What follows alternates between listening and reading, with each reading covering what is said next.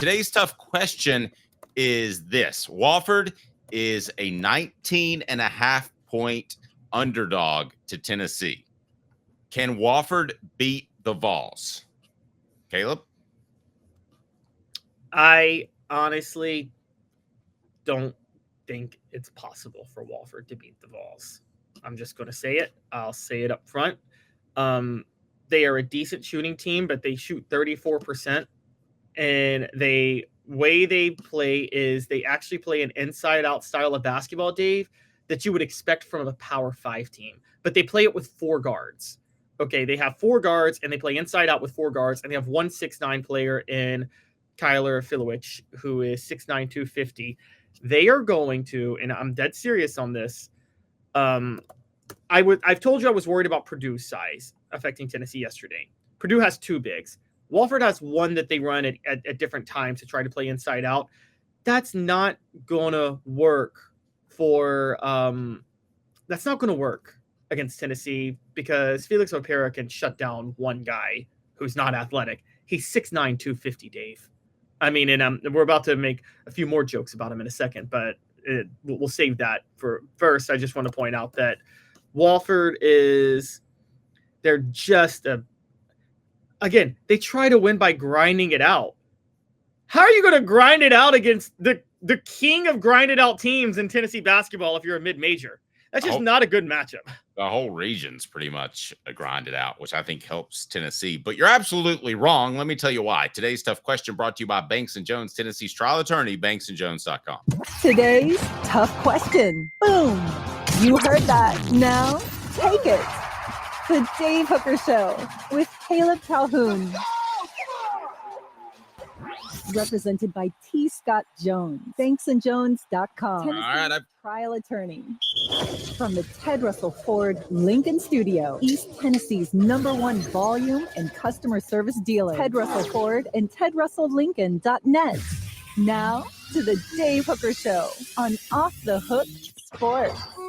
All right, I got some juice this morning, by the way, Caleb, because I didn't make the gym, but I've still had the same amount of caffeine. So get ready as I just absolutely explode through your computer. Today's tough question, does Wofford have a shot? Caleb, you say no. I got 2 words for you. Why Wofford has a shot. It's Rick Barnes. And I've got 2 more words for you. It's Tennessee basketball. I've discussed this with so many people. Who are you most afraid of in Tennessee's region as they try to make the Final Four? As so many people, including I believe I heard Seth Greenberg of ESPN predict Tennessee to make the Final Four. But the bottom line is this defensive-minded region is good for Tennessee, but it's also going to result in some close games, I would think.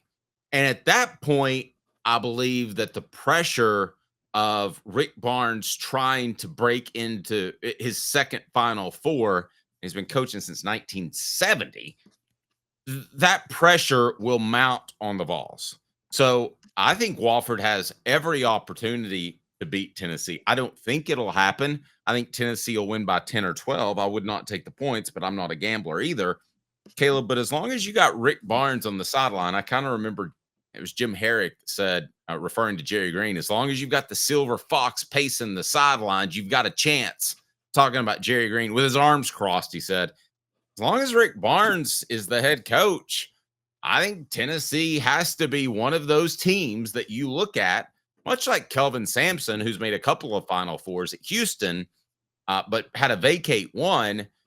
I think Kelvin Sampson struggles sometimes to get out of the first round. Mark Pope has struggled to get out of the first round. I think as long as you've got Rick Barnes as your head coach, you've always got to be wary of an early exit from the NCAA tournament. Yeah, early exit and first round loss as a 2 seed are 2 different things, to be fair. And that's not – Rick Barnes has underachieved in the tournament. He has.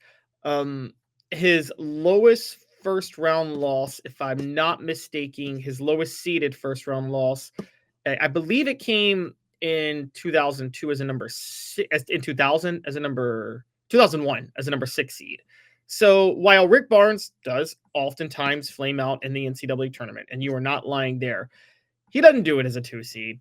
Okay, he gets his guys because how do you lose as a 2 seed, Dave? If you lose as a 2 seed or a 1 seed, you're taking the day off, right? That's the only time 2 and 1 seeds lose. They're thinking about the next opponent. Or the other team gets red hot from 3. That's for 6-11 games. That's not for 2-15 games. 2-15 or 1-16 is the 2 seed or the 1 seed literally took the day off. And Dave, when you say taking the day off, I mean, that's an elimination game. Are you saying looking forward to a potential matchup with Kentucky or looking forward? Yes, they're looking ahead to the second round and the third round, and they just look, it's hard. I get it's an elimination game, but you know this, Dave, even in elimination games with college kids, sometimes they're so sure they're going to win, they still don't show up the way they should. And but Rick Barnes teams get upset a lot in the NCAA tournament, Dave, but it's never an effort problem or it's never a focus problem. It's just kind of they're grinded down and they have offensive issues and all of that. Wofford is they play inside out. They slow the pace. They play an extremely slow pace. And you would theoretically be scared that they could go get hot from 3 because they shoot 34% on the year and 38% of their shots are 3-pointers. So what they do is they either feed the rock inside to Kyler Filowich, who's averaging 12 points and 10 rebounds on the year. And if they collapse on him, they kick it out and they find somebody, one of their 4 guards, to shoot a 3. That's literally their game. It's an inside out game. Dave, has Wofford ever been tested by a defense like Tennessee's to contest all their 3-point shots? And they're only shooting 34% from 3. Now, I could see Wofford scoring 45 and Tennessee scoring 65, and that would cover the spread. But I don't know that I trust Tennessee to score 65 points. You've taken a long look at this Wofford team. What else stands out? Unsung says, did Rick turn down an interview with Dave throwing heat, David? That's just the facts. And you're talking to the same guy who said that Tennessee should give him a lifetime contract, and I still believe that. But Caleb, that doesn't mean that Tennessee suddenly needs to say, "Hey, March is ours," because it hasn't been, with or without Rick Barnes. It seems like Tennessee has always been cursed in the NCAA tournament. Well, they have, but not as a 2 seed in the first round. And I'm going to give you first of all, I'm calling it right now. Wofford's not breaking 50. They are not breaking 50. It's not happening. I'll bet on that right now. They will not break 50. And one Shirtless reason. Show. I'm sorry. Shirtless show. That's the bet. No, I don't have my packs yet. They are not breaking. Yeah, you're like 35. When are you going to get them? I'm going to start on that. They are okay. Wofford is not breaking 50. I'm just telling you guys that up front. They're not breaking 50. The biggest reason is their big man in this inside-out game they play, Kyler Filowich, shoots 31.8% from the free throw line, and I am going to share with you guys the fact that he also shoots granny style from the free throw line. I kid you not. This is their big man, Kyler Filowich, okay? The guy that they go through for the inside-out play. Look at this. Here we go. Check it out. And boom. Yeah, that's who Tennessee is playing. That one didn't go in, but why do you have an issue with that? If Tennessee loses to a team whose primary big man shoots granny style from free throws, they should never be allowed back in the NCAA tournament again. One, Wofford was not a legitimate tournament style team. They were the 6th seed in the Southern Conference tournament. You know, teams Dave, those like mid-major teams that are really bad, but they like get hot in their conference tournament so they get the automatic bid. Yes. That's Wofford. They're not a good team. They're a bad basketball team. And again, I'm just going to say it. Tennessee should destroy them. Okay, here we go. Unsung has a good bet that we could do. So that was disgusting. No. You won't do mayo in the coffee again? No, I won't do mayo in the coffee again. Okay, we'll discuss what we can do if Wofford breaks 50. I tend to think they will break 50. Now, listen, Derek brings it up. Rick Barry did that. Wilt Chamberlain did that, the underhanded free throw. Yeah, and what happened when Wilt Chamberlain went up against Bill Russell and the Celtics? Well, the Celtics beat him. Bill Russell didn't beat him. Okay, well, wait. One, General Ursa says, who cares if he shoots granny style as long as it goes in the basket? Hey, General Ursa, It doesn't go in the basket. He's 31.8% from the free throw line. That is, I will give you that. That changes things a little bit.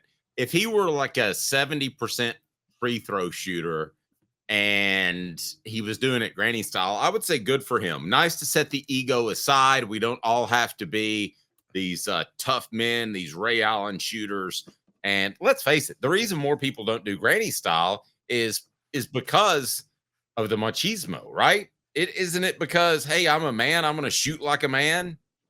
Maybe it is, but you bring up, it's also not effective. You bring up Wilt Chamberlain. He shot 51% from the free throw line. He was a liability for all of his stats. He was a liability from the free throw line. That's why the Celtics would beat him all the time. I mean, the dude straight up disappeared in the 1969 NBA Finals, and Kareem Abdul-Jabbar wrote about that and just trashed him. So, yeah. But he did sleep with 20,000 women, so. Yeah, maybe if he slept, Wasn't that, maybe his legs were tired. We had a friend actually in high school that we wouldn't allow to go see his girlfriend on game day because we swore that if he went and saw her after school and before the game, that he had dead legs when he played. That is really true. We would not allow him. Now, his girlfriend was the most attractive girl in our class. So that was tough to keep him away. Weren't there boxers that used to like set up refrain from? Yes. No, they would set up prostitutes to entrap their opponents from the night before the game. No, I thought I've never heard that.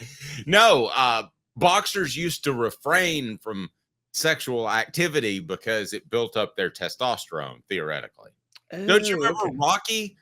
No, Adrian, I'm training. Yeah, remember? Adrian's trying to get a little frisky. No, Adrian, I'm serious now. I'm serious. Okay. Well, so Kyler Filowich, the 6'9", 250-pound slow white dude who shoots granny style from free throw line. Dave is saying, Kyler, stay out of the bedroom.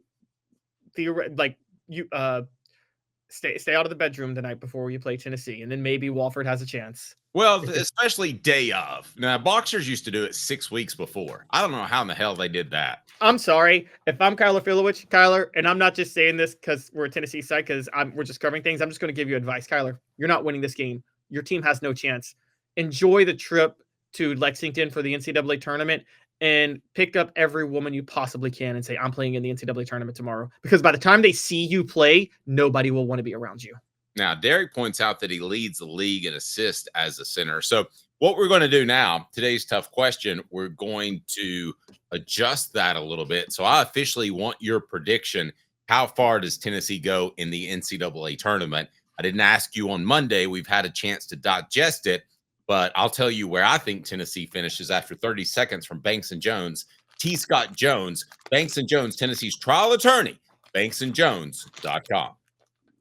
Why Banks & Jones? Well, it's because they're Tennessee's trial attorney. You can play to win with Banks & Jones because they'll go to trial. You've heard of other lawyers. They say they'll go to trial and fight for you. They won't. They just want to settle. That's the easiest way out. Well, that's not Banks & Jones, led by T. Scott Jones. They won't settle.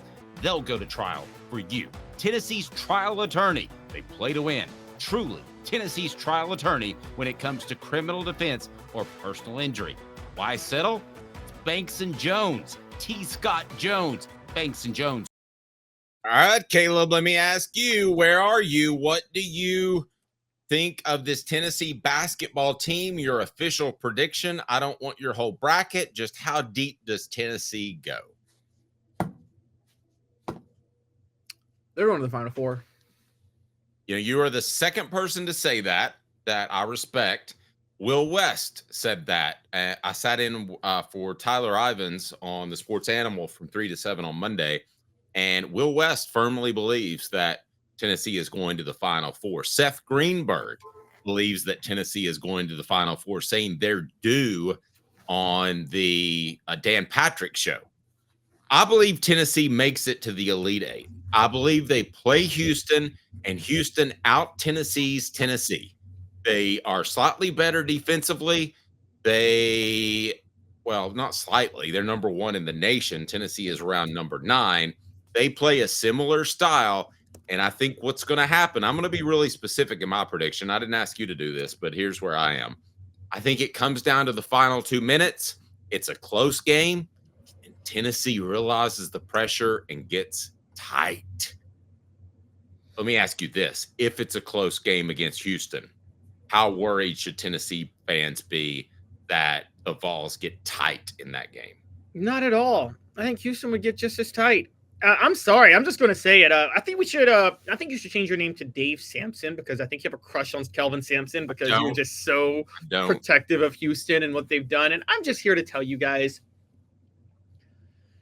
if Tennessee gets to Houston, they're winning that game. I'm telling you straight up, they're beating Houston. I have no concern for Houston if I'm Tennessee. I'm much more scared if I'm Tennessee of Purdue or Kentucky than I am Houston. I'm telling you that. Just sorry, they are. Tennessee plays Houston. They will have way more fans in Indianapolis for that game. They match up so well against Houston. You aren't going to grind out Tennessee, particularly from the perimeter. Tennessee's out, particularly with the guards. I'm sorry. Tennessee is going to absolutely win that game if they play Houston. That doesn't mean they're a lock for the Final Four, because, again, if they play Purdue, I think they're in trouble again.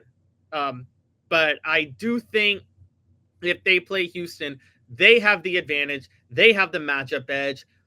I'll call it right now. Tennessee might beat Houston by 10 points if the two face off. Wow. Yeah. Give Tennessee Houston. They are going, if they get to Houston, they're going to the Final Four, and everybody should be excited. It's happening. It's happening. They're headed there, guys. I'm sorry. They are. Okay. Will West, who I respect, has them losing to Florida actually in the championship game. So do you have them advancing to the championship game or just making the Final Four? How deep are you going? I haven't completed my bracket, but that is where I will have Tennessee. I just have the Final Four. I think that, look, there are matchup advantages. Florida is a big matchup problem for Tennessee, but I also think if Tennessee runs into Duke or Alabama in the Final Four, I'm sorry, I think Duke or Alabama is going to beat Tennessee in the Final Four. I mean, Alabama matches up well. I know Tennessee beat Alabama in the regular season. That was a home game that, as you know, Dave, was kind of a fluky sort of end to the game with the Jemai Mashak half-court shot and all of that. So I don't see, unless there is a Cinderella team in the East bracket, I think Tennessee is going to get bounced out in the Final Four. I'll say this, though. Duke's the 1 seed. Tennessee should root for them, because I think they'd rather play Duke than Alabama in the Final Four. It's funny how you phrased it. If there's a Cinderella, there's really only been 1 year that there hasn't been a Cinderella. Was it 1 year that all ones made it? This is about 2008. Yeah. Okay. So, I mean, there will be a Cinderella. Our Houston scenario or Alabama scenario probably won't happen, but that's what's great about the NCAA tournament, even if it's a little gimmicky. It's ridiculously gimmicky. I don't think so. I kind of like it.